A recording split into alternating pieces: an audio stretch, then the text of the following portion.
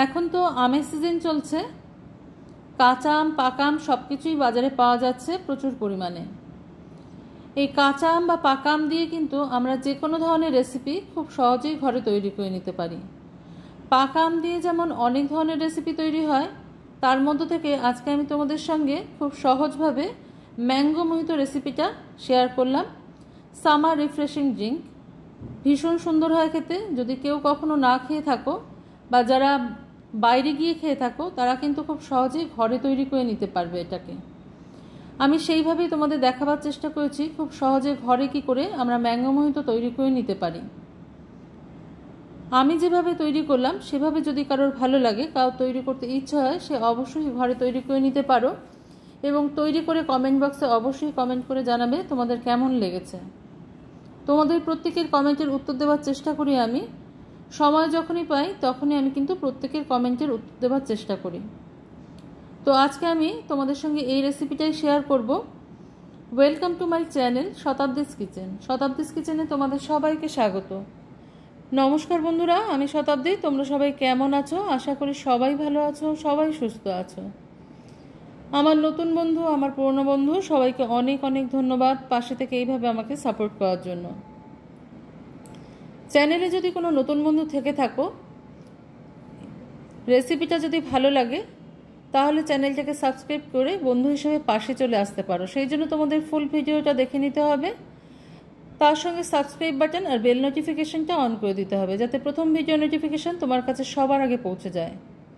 আমি এখানে হিমসাগর আমের ব্যবহার করেছি। দেখো, তোমরা চাইলে যে কোনো ধরনের আম যেটা তোমাদের কাছে পাওয়া যাবে সেটাই তোমরা ব্যবহার করতে পারো। আমার কাছে হিমসাগর আমটা ছিল, তাই আমি হিমসাগর আমের ব্যবহার করেছি।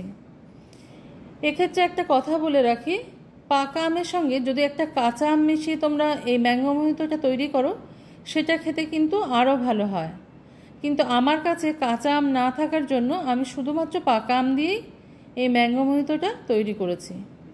আমি বেশ কিছুক্ষণ সময় আমটাকে কিন্তু জলে ডুবিয়ে রেখেছিলাম, কারণ আমটা কিন্তু গাছ পাকা হয় না। বাজারে যে আমগুলো আমরা কিনতে পাই সেগুলো কিন্তু গাছ পাকা হয় না, সেগুলো প্রায়শই অন্যভাবে পাকানো হয়। সেই জন্য এই আমের ভেতরে একটা গরম থাকে, সেটাকে বার করে দেওয়ার জন্য জলে কিছুক্ষণ সময় ভিজিয়ে রাখতে হয়, না হলে অনেকেরই অনেক রকম অসুবিধা হয়।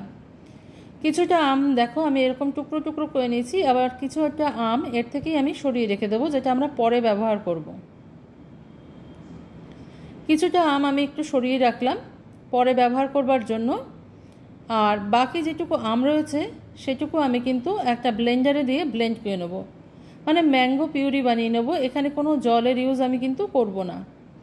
মোটামুটি এখানে আমি 4-5টা আম নিয়ে নিয়েছিলাম। তো পিউরিটা আমার তৈরি হয়ে গেছে। একটা বাটিতে এটাকে আমি ট্রান্সফার করে নিলাম। এবার আমি একটা গ্লাস নিয়ে নেব।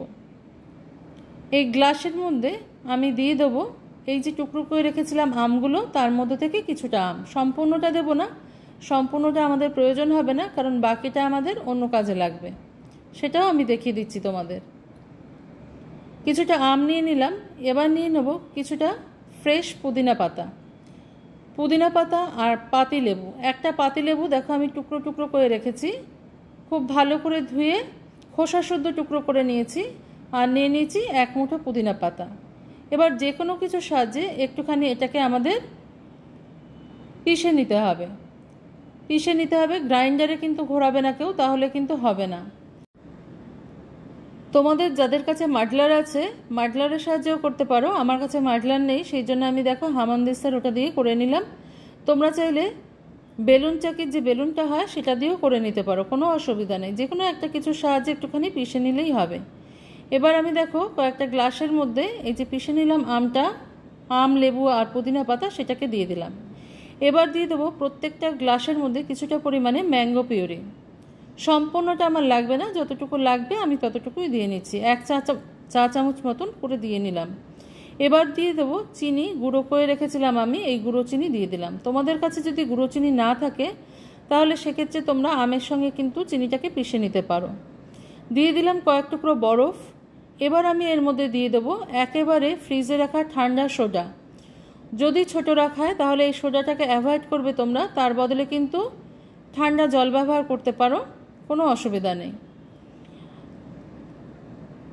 এবার আমি যে আমের টুকরোগুলো বেঁচেছিল সেগুলোকে উপর থেকে দিয়ে দিলাম এবং একটা চামচের সাহায্যে এটাকে আমি ভালো করে মিশিয়ে নেব। এটা মিশিয়ে নেবার পরেই কিন্তু এটা তৈরি হয়ে যাবে ম্যাঙ্গো মোহিতো। তাহলে দেখতে পারলে কতটা সহজভাবে আমরা ঘরে তৈরি করে নিতে পারি, যেটা আমরা বাজার থেকে প্রায়শই খেয়ে থাকি। তো এটাকে আমি একটু গার্নিশ করবার জন্য কয়েকটা পুদিনা পাতা রেখেছিলাম, সেই পুদিনা পাতা দিয়ে গার্নিশ করে দিলাম, দেখতে ভালো লাগবে। আর কিছুটা পাতিলেবু আমি এরকম রিং করে কেটে নিয়েছিলাম, সেগুলো আমি গ্লাসের মধ্যে সাজিয়ে দিলাম, দেখতে সুন্দর লাগবে সেই জন্য।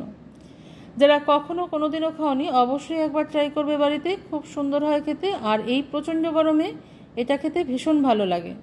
আজকের রেসিপিটা ভালো লাগলে লাইক, শেয়ার, কমেন্ট করার অনুরোধ রইল তোমাদের কাছে। তোমরা সবাই ভালো থেকো, সুস্থ থেকো। দেখা হচ্ছে অন্যদিন অন্য কোনো রেসিপি নিয়ে তোমাদের সঙ্গে।